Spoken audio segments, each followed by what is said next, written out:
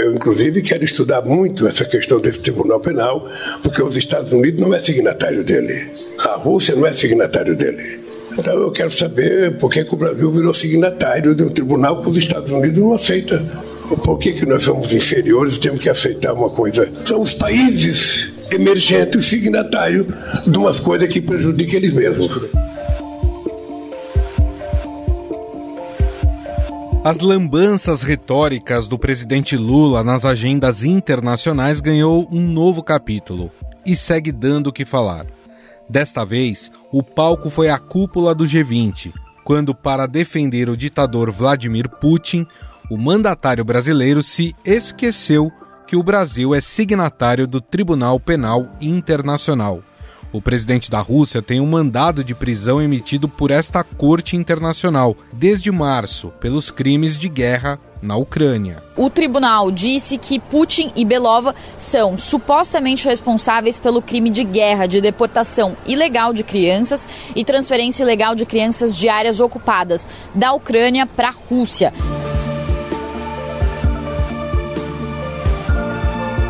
Do ponto de vista jurídico, a declaração de Lula vai contra o acordo em que o país é signatário reconhecendo decisões da Corte há 20 anos. Desde sua condenação, Putin vem evitando passar por nações que integram o Tribunal Penal Internacional para não correr risco de ser preso. Isso aconteceu no mês passado em Joanesburgo, no encontro dos BRICS. Desde 2000, a África do Sul é signatária da Corte Internacional. Assim, o chefe do Kremlin foi representado pelo ministro das Relações Exteriores, Sergei Lavrov, e falou somente por vídeo. Это тот же колониализм, только в новой упаковке. A possível saída do Brasil como signatário do tribunal poderia ajudar na vinda do presidente russo à reunião do G20, que acontecerá em novembro de 2024 no Rio de Janeiro. Se o Putin decidir ir ao Brasil, quem toma a decisão se vai prendê-lo ou não é a Justiça, não é nem o governo, nem o Congresso Nacional. Eu espero que tenha acabado a guerra, espero que o tribunal tenha feito a sua posição para que a gente possa voltar à normalidade. Essa é uma contradição de Lula, já que ele mesmo, durante o seu primeiro mandato em 2004, se comprometeu a complementar a legislação brasileira seguindo as diretrizes do tribunal. O presidente também foi respaldado pelo ministro da Justiça, Flávio Dino, que afirmou que o Brasil pode rever a adesão ao Tribunal de Haia. Segundo o titular da pasta, a decisão de fazer parte ou não do órgão é de natureza política. Então, o que o presidente Lula alertou corretamente, é que há um desbalanceamento, em que alguns países aderiram à jurisdição do Tribunal Penal Internacional e outros não. Isso sugere que, em algum momento, a diplomacia brasileira pode rever essa adesão a esse acordo, uma vez que não houve essa igualdade entre as nações na aplicação desse instrumento. Entretanto, não faz muito tempo que o próprio Lula e seus apoiadores defenderam a punição no âmbito internacional do ex-presidente Jair Bolsonaro pela atuação na pandemia da Covid-19. O Tribunal Penal Internacional notificou à cúpula da CPI da Covid-19 no Senado o recebimento da denúncia por supostos crimes contra a humanidade cometidos pelo presidente Jair Bolsonaro durante a pandemia. Em abril deste ano, na Espanha, o presidente afirmou que Bolsonaro um dia será julgado em tribunal internacional por esta atuação na pandemia. Esse homem um dia vai ter que ser julgado num tribunal internacional por uma chacina que aconteceu no nosso país.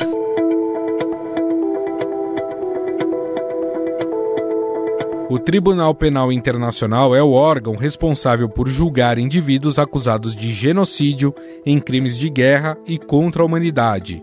Mas o que é e como funciona essa corte? O chamado Tribunal de Haia foi estabelecido pelo Estatuto de Roma em 98 e entrou em vigor em 2002. On charges of crimes against humanity and war crimes. The charges of genocide requested by the prosecutor.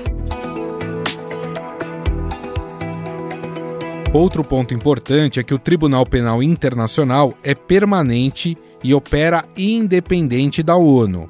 Mas o que aconteceria se o Brasil não prendesse Vladimir Putin? O Tribunal Penal Internacional não tem poder de polícia e não pode obrigar seus países signatários a cumprir suas decisões. Ele apenas envia os mandados de prisão a quem, como o Brasil, topou fazer parte da corte. Caso isso não ocorra, o signatário é denunciado à Assembleia Geral da ONU e, no limite, ao Conselho de Segurança, que podem adotar medidas contra ele. Quando o Brasil se tornou signatário lá em 2002, ficou de definir via Congresso a lei que detalharia juridicamente a cooperação internacional com o tribunal. O problema é que o projeto de lei está parado na Câmara desde 2013. Um tratado de cooperação internacional que poderia ajudar em investigações importantes passa pela burocracia de Brasília. Em 2009, a corte enviou ao Brasil um pedido de prisão do ditador sudanês Omar Bashir por crimes de guerra e genocídio na região de Darfur, caso ele viesse ao país. Na época, o STF se manifestou sobre o tema, quando a ministra Rosa Weber decidiu que caberia a um juiz federal de primeira instância se pronunciar, já que a corte não poderia julgá-lo por analogia, ou seja, ele não estava no país, a um processo de extradição. O quanto as declarações de Lula afetam o projeto multilateral do Brasil no cenário global.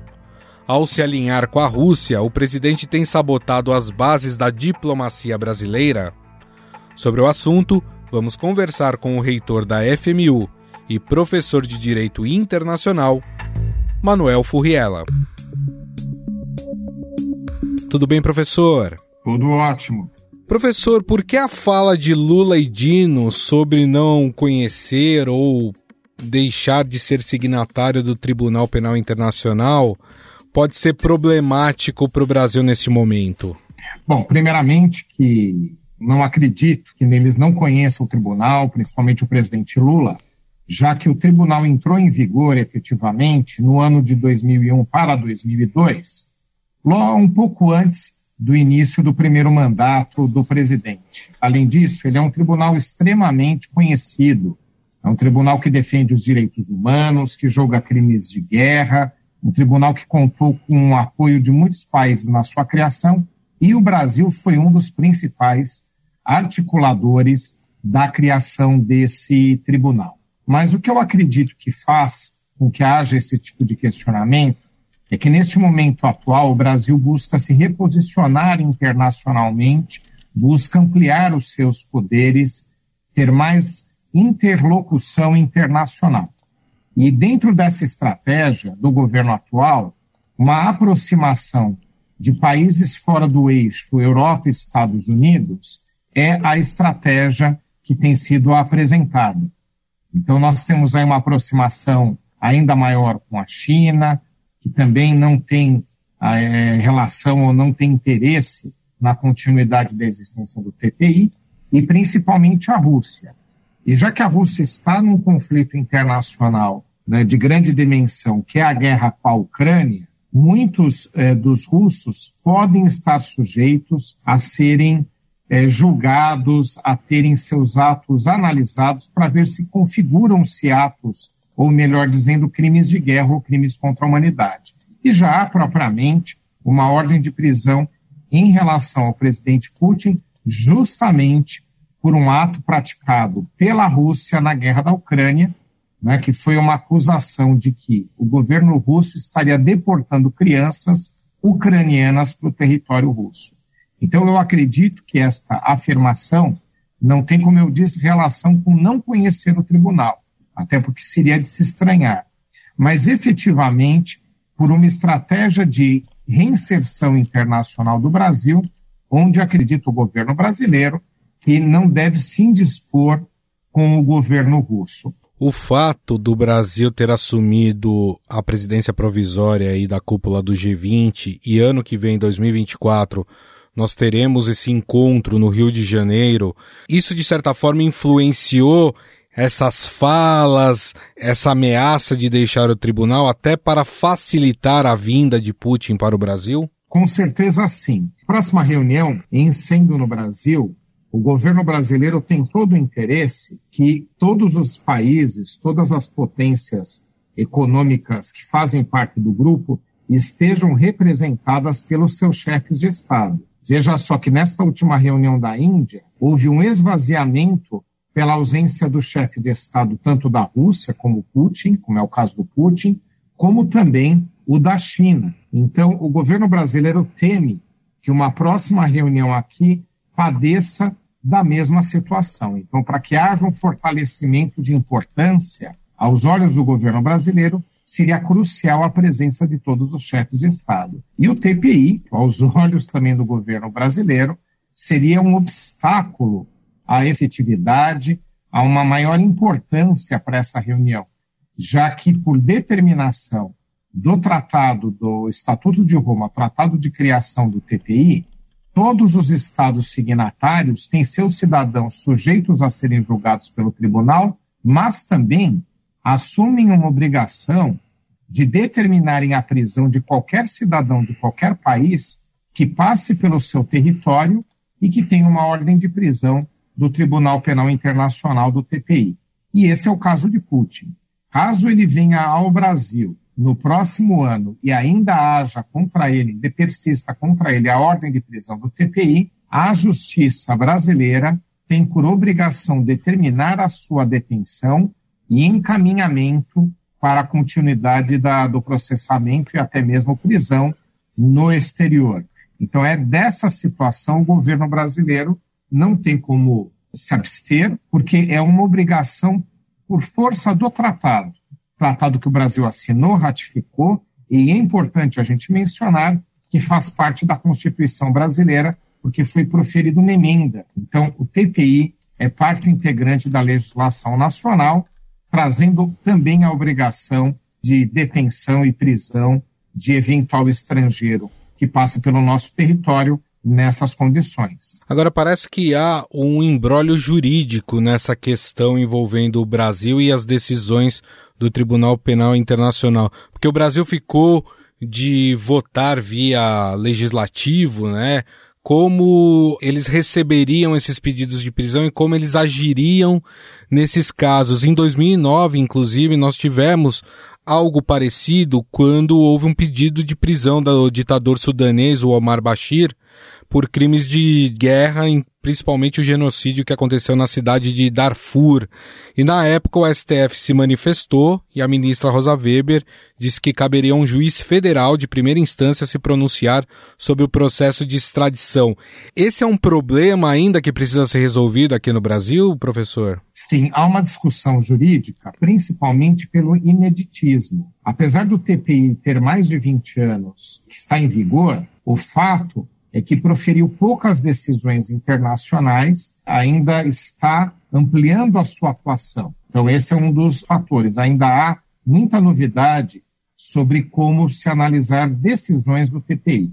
E decisões que caibam à justiça brasileira analisar, então, mais raras são. Então, você tem aí uma questão, né, que traria uma discussão jurídica por conta, né, de ser algo inédito a ser abordado. Então, um cidadão estrangeiro com ordem de prisão pelo TPI dentro do território brasileiro. Mas o fato é que há uma obrigação do Estado brasileiro, melhor dizendo, que dentro dele tem o seu poder judiciário, que tem a prerrogativa de cuidar dessas questões, que não pode deixar de cumprir. Então, mesmo que haja algum tipo de discussão de quem é o juiz competente, se é um juiz estadual, um juiz federal, que também é o meu entendimento que seja, né, ou até mesmo cortes superiores, o fato é que o judiciário brasileiro vai ter que determinar o cumprimento. Isso está no tratado assinado pelo Brasil. Então, o país não pode abrir mão da obrigação. O que a gente pode ter é uma discussão jurídica de como cumprir. Isso sim está em aberto. E toda essa discussão em relação a permanecer ou não signatário do Tribunal Penal Internacional, isso de que forma afeta a boa relação que o Brasil volta a construir em âmbito internacional? Nós tivemos aí um período em que essa relação internacional ficou estremecida no governo passado, agora o Brasil vai retomando, mas essa certa subserviência à Rússia e à China, que também são companheiros do Brasil nos BRICS, o quanto que isso pode afetar essa boa relação que está sendo construída? Bom, primeiro, né, se você considerar uma submissão, e muitos consideram, né, quando decisões desse tipo são tomadas, realmente é um ponto de vista a ser analisado, né, você não tem ganhos ao Brasil. O Brasil é um grande país. E há, sim, um desgaste, né, porque o Brasil começa a ter a sua imagem de independência, autonomia de decisões colocada em xeque no exterior. Mas acho que aqui o ponto principal é que o Brasil não precisa desse tipo de expediente. Eu não vejo necessidade. Uma das reflexões que eu faço sobre essas decisões, tem outras, né? Sobre, por exemplo, ter o governo brasileiro afirmado que a situação, né, que o status na guerra entre Ucrânia e Rússia é o mesmo. Não é. A Ucrânia é um país que foi invadido. Então, obviamente, não é. Não é a Ucrânia, não foi a Ucrânia que desrespeitou normas internacionais que tratam de questões que envolvem conflitos internacionais. Quem desrespeitou foi a Rússia. Mas essas decisões polêmicas, elas não trazem utilidade, elas não são úteis ao Brasil. Então, até agora, eu não consegui imaginar que tipo de utilidade tem. Porque mesmo que a gente discorde, mas se houver algum tipo de ganho, pelo menos você consegue identificar o motivo. Não é o caso aqui. De qualquer forma, eu acredito que o Brasil tem como aprimorar ou aprofundar relações econômicas até mesmo com a Rússia, com a China, sem a necessidade, né, de tomar decisões questionáveis internacionalmente. Eu acho que a neutralidade brasileira no conflito, que tinha sido decidida no governo passado, continuou nesse governo em relação à Rússia e Ucrânia, já atende essa questão. E depois, acordos comerciais ou de outro tipo podem fazer com que a gente tenha mais negócios sendo gerados, e não algum tipo de decisão favorecendo a Rússia em termos questionáveis internacionalmente. Além disso, eu acredito que questionável mesmo é o fato do Brasil ter participado da criação de um importantíssimo tribunal internacional como é o TPI, que julga indivíduos que praticaram crimes contra a humanidade. É um tribunal permanente, é um tribunal extremamente importante. Então, se a gente começa a questionar o tribunal, a nossa participação nele, eu acredito que isso é muito mais desgastante do que a gente ficar neutro em relação a essa questão, não tentar interferir em decisões de tribunais internacionais acerca de Putin e partir para outros tipos de aproximação com a Rússia. Eu acho que são mais úteis e fazem com que a gente não precise descumprir aquilo que a gente assinou, que nós firmamos no exterior. E mais do que isso, né, professor? Esse foi um governo que foi eleito e que tinha como uma das suas pautas o respeito aos direitos humanos. Esse é um tribunal que julga, além de tudo, crimes contra direitos humanos. Ter uma atitude dessa com um tribunal que faz esse papel, ele não acaba sendo um contrassenso ao que defende o governo? Sem dúvida. Além de tudo, vai contra o discurso, né, que é aquele que é utilizado e que, como você disse, foi uma das bandeiras na campanha eleitoral, uma bandeira importante, né, a questão dos direitos humanos, a afirmação do presidente Lula de que faria com que houvesse uma maior aproximação com causas importantes em questão aos indígenas, à comunidade afrodescendente, vários grupos que têm seus direitos desrespeitados diariamente. Então, foi um discurso importante. Então, ir contra um tribunal que justamente tem esse papel de tratar de questões que envolvem, por exemplo, o genocídio, ou até mesmo essa da condenação de Putin, né, que foi avaliado uma acusação de que teria deportado crianças, são questões muito sérias. Então, ao invés de partir para o discurso do Brasil questionar se vai fazer parte ou não, eu acho que deveria aprimorar o TPI, deveria apoiar o TPI. Um outro ponto importante é que no discurso o presidente disse que não haviam países relevantes fazendo parte do TPI. Não é verdade. A Rússia, os Estados Unidos e a China não fazem parte por questões óbvias, né? Porque se envolvem em conflitos internacionais que podem gerar condenações aos seus cidadãos. Então, mesmo não discordando, a gente entende o porquê essas potências tomam esse tipo de decisão. Mas acho que a gente também deve considerar relevante o Canadá, o Japão, a Grã-Bretanha e vários outros países que são grandes potências, grandes economias e que são, sim, parte integrante, ou seja, assinaram o Tratado de Criação e ratificaram de criação do TPI. E é importante também a gente esclarecer um ponto, professor. Quando surgiu essa notícia, essa polêmica, né, muita gente confundiu, porque em Haia nós temos 2 tribunais. Né? Tem esse, o Tribunal Penal Internacional, e tem a Corte Internacional de Justiça. Eu queria que o senhor explicasse um pouco qual é a diferença entre essas 2 cortes. Bom, as 2 são extremamente importantes. A Corte Internacional de Justiça ela foi criada junto com a ONU logo após o final da Segunda Guerra Mundial, em 1945. Então, ela tem 2 papéis muito importantes. Um deles é que ela é a conselheira, né, o órgão consultivo para questões internacionais da própria ONU, principalmente sobre a validade de tratados de acordos firmados entre países. E o outro papel dela, que é aquele que faz com que a gente até entenda melhor a diferença da Corte com o TPI, é que ela julga países, ela julga estados. Então, estados que estejam em conflito, e desde que sejam parte e tenham assinado os pactos adicionais da Corte, podem levar suas questões a serem julgadas lá. Então, a Corte Internacional de Justiça, ela julga países, julga estados. O Tribunal Penal Internacional, ele foi criado em 1998, entrou em vigor na virada do ano de 2000 para 2002, e julga indivíduos, julga pessoas físicas, pessoas naturais, que tenham sido acusadas de cometerem crimes contra a humanidade e principalmente crimes de guerra. Então, um julga países, julga estados, que é a Corte, o outro julga indivíduos, né? Até porque o TPI, ele é sucessor de outros tribunais internacionais que a gente teve na história da humanidade. O mais famoso deles foi o Tribunal de Nuremberg, que julgou os criminosos nazistas ao final da Segunda Guerra Mundial. Então, havia na época a criação de cortes especiais. O que era isso? Tribunais que eram criados especificamente para julgar certo assunto em certo período. E o TPI, ele revolucionou essa questão. Por quê? Porque agora não precisa mais criar de acordo com uma conveniência um tribunal internacional, porque você já tem um que é permanente, está lá à disposição para atuar. Então, a Corte Internacional de Justiça julga estados, o TPI, Tribunal Penal Internacional, julga indivíduos. E, professor, qual que é o papel do Brasil nesse Tribunal Penal Internacional? Historicamente, o país tem uma relevância em relação à estrutura do tribunal? Dá para falar muitas questões que fazem com que ele seja relevante, né?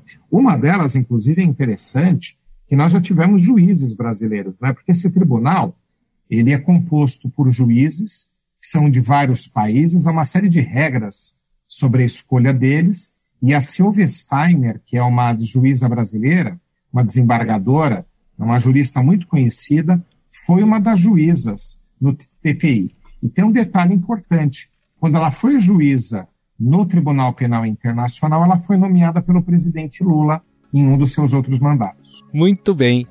Nós conversamos com o professor de Direito Internacional, reitor da FMU, Manuel Furriela, que mais uma vez gentilmente conversou com a gente sobre esse tema tão importante, principalmente para as relações internacionais do Brasil, mas também para um país que se diz defensor dos direitos humanos. Muito obrigado, viu, professor? Eu que agradeço o convite e aproveito para parabenizar pela programação. Estadão Notícias. O Estadão Notícias desta sexta-feira vai ficando por aqui. Contou com a apresentação minha, Gustavo Lopes, o roteiro, produção e edição são minhas, de Jefferson Perleberg e Laís Gotardo. A montagem é de Moacir Biasi. Mande sua mensagem ou sugestão para o nosso e-mail podcast@estadão.com. Um abraço e até mais.